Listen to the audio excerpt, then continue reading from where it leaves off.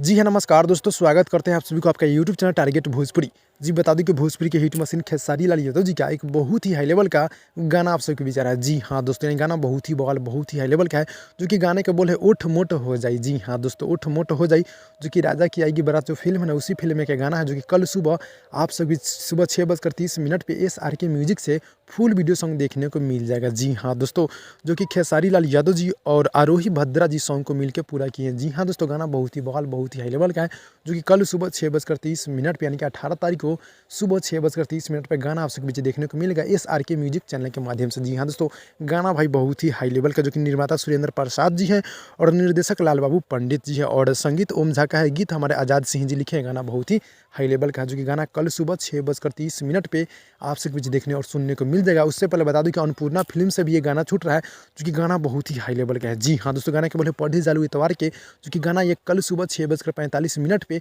Annapurna film से छूट रहा है। जी, गाना पूरी तरह से बवाल है, जो कि अन्नपूर्णा फिल्म से छूटेगा गाना कल सुबह 6:45 पे, यानी कल दो धमाका होगा। भाई लोग मिलते हैं अगली वीडियो में, तब तक के लिए धन्यवाद।